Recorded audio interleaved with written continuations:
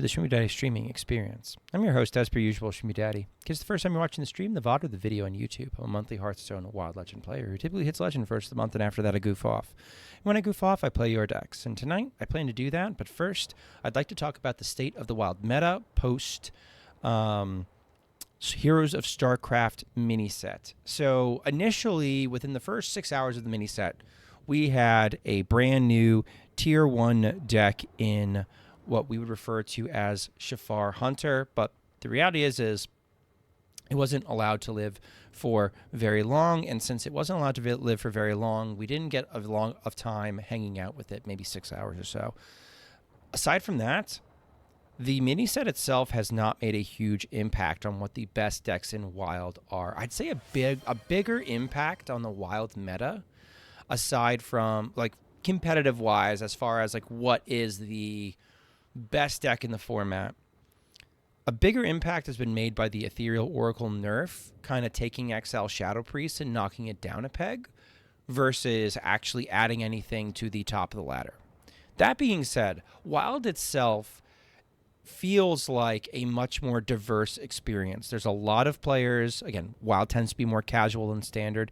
There's a lot of players playing a lot of jank that uses a lot of new cards.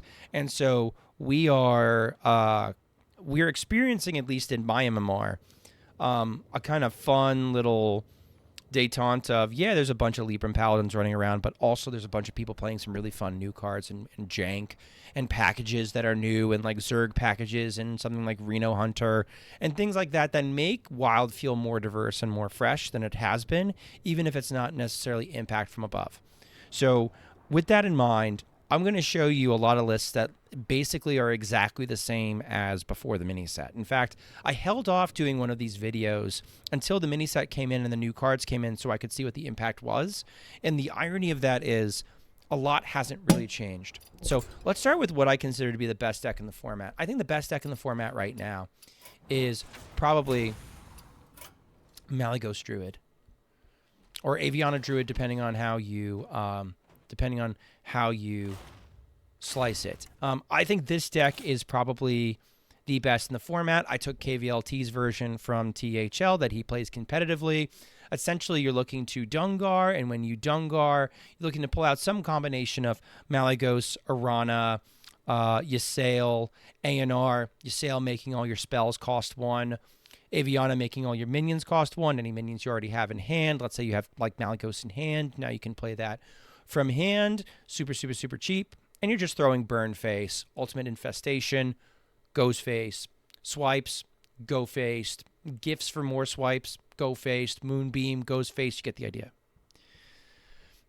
This deck is fast enough that it beats Libram Paladins on average, unless they're doing some sort of Tech W situation where they're dropping like a well-timed Cold Feet or something to block Dungar, but even then you can kind of get through it with Nightshade Bud, pulling the right minion into, like, Nightshade Bud pulls Aviana into every minion is going to cost 1 regardless of what Cold Feet says. So this deck looks very strong. This deck looks very consistent. I feel very justified in this deck being as good as it is, because if you'll recall, if you've been following my channel for a while, I played something similar to this deck when it was first hitting rank 1 in China, and people weren't sure what the guy who was playing it, what even his list was, because he was very private and didn't, like, sort of held it to himself. So they were posting like partial screenshots and kind of piecing together what the list might be. And then he hit Legend and he shared it. And at the time, people were either doing Barnes Druid or Spell Damage Druid. And this was sort of like held by the wayside as far as like, well, when do we ever play this? This is slower than Barnes Druid, but it was faster than Spell Damage Druid. So it held a kind of interesting sort of place in the triad of Druid decks that we had. Barnes has largely fell off, though I don't know. Barnes is probably a lot better now than it was, because Barnes Druid loves to see Libram Paladin way more than Barnes Druid loves to see Shadow Priest, I'll tell you that. So Barnes Druid's probably has its stocks go up, but this is definitely the best deck in the format right now, for my money, because Shadow Priest has slowed down a fair amount, right? Next up, I'm still going to say that Shadow Priest is probably the best deck in the format. XL Shadow Priest, something like this, is probably still the best deck in the format. Lasagna, a player I trust. basically swapped oracles for Crooked Cook. That seems legit. I think you could do that. I think you could swap some of the stuff like either ETC, Okani, Najak, Naren, one of those cards, two of those cards, and play oracles anyway. Because oracles are so important for finding your burn. They're a slower play at 4, but the fact that they go get like your mind blasts, they go get your acupuncture, they go get your mind seers, I think still is an important function in the deck. You could see something like that still. This deck is still very good. It's going to see its play rate drop off a little bit because it's been nerfed, but I would still I'm probably still going to climb with this deck to ladder or something that looks like this. Some people are going away from 40 Shadow Priest and they're playing like a 30 Shadow Priest. If you're going to play a 30 Shadow Priest, I think it looks something like this. This list is something I got from Cow Tipper in the middle of December.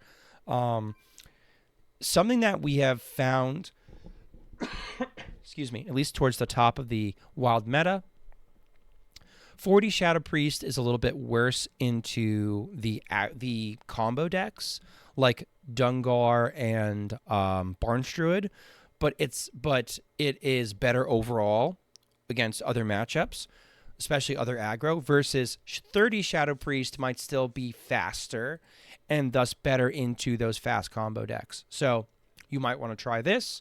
I know a lot of people are shifting from 40 down to 30.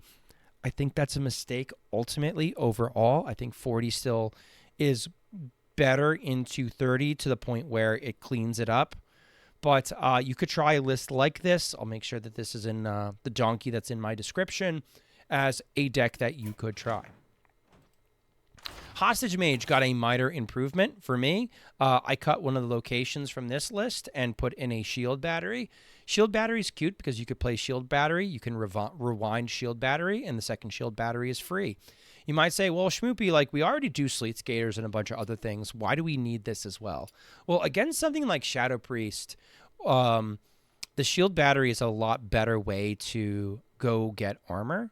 But also, I think it puts you in a position where you could get an early loop of potion, alibi, shield battery with either a biscuit or a coin in the mix, and you could go infinite on Romath and you win. So it's just redundancy as far as your Romath loops. It doesn't hurt.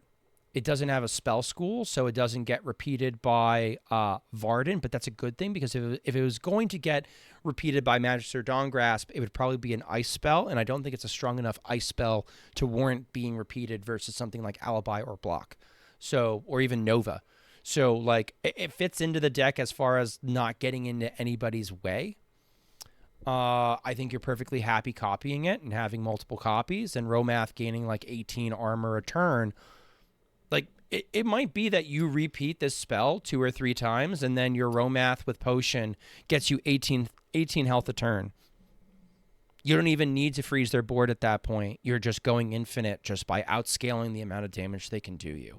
I think this is a really cute option in the list.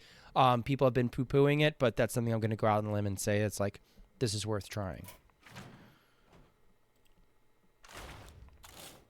Reno Holy Wrath Paladin, still a strong deck. I'm going to feature this list because I like this list. Looks fine. I know the list that I would normally play would also do the Horseman package, but that's a little greedy.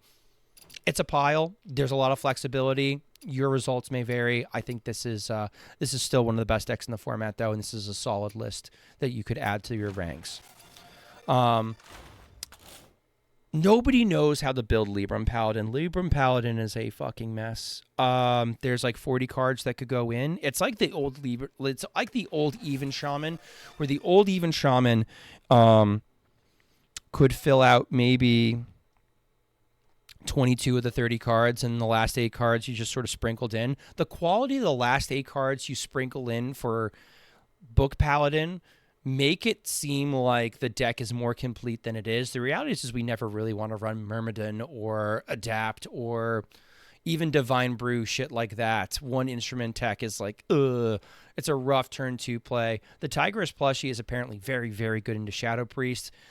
Zephyrus is cute because you're drawing through so much of your deck with Myrmidon that maybe Zeph finds a funny lethal or lets you flare an ice block.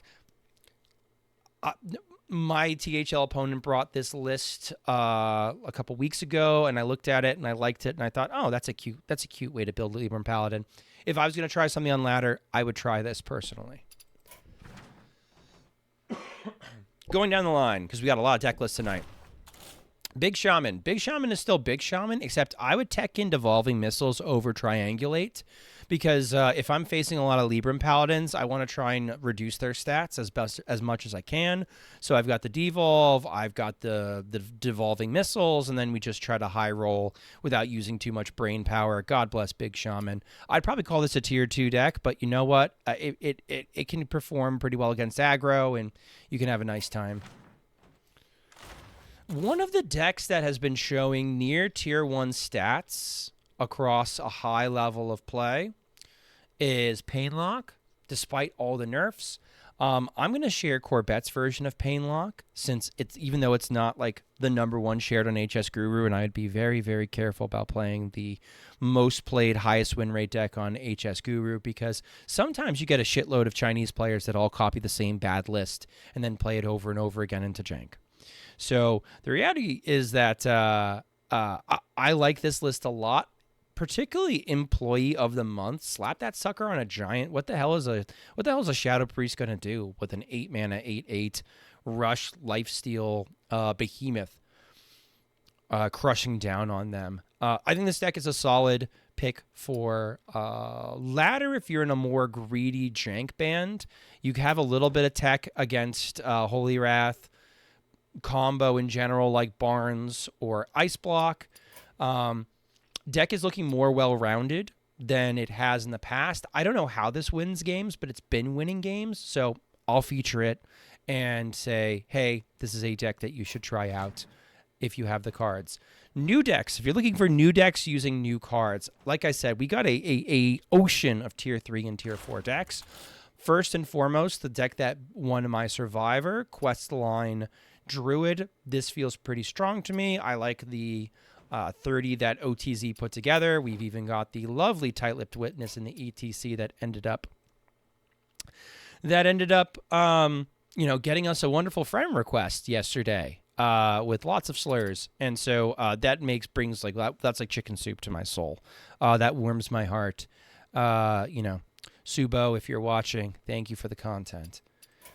So try that out. Oh, especially try out the fact that Groovy Cat now ramps Artanis' hero power at time of recording. The text won't actually change, the +1 attack. That won't change, but the effect will.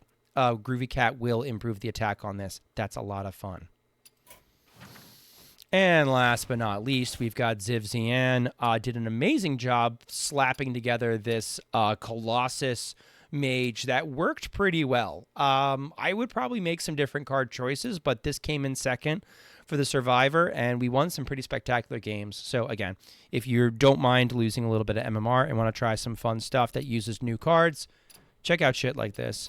Honorable mention to a bunch of Zerg DK decks. The Zerg DK package, especially with the pools giving rush at the end, very, very effective. I don't have a list that I love. I don't really love Copper's list. Copper Scum's been playing a list on stream. He says it's unplayable trash. I've played it, and it's been less than desirable for me. It's interesting because I feel like you could take the Zerg package in DK, and you could push it towards more blood, more control. You could push it, excuse me, you could push it more towards Frost, more offensive. When I know a little bit more, I'll share a fun deck list when I get it. So if you enjoyed this content, please consider liking, commenting, and subscribing on my YouTube channel.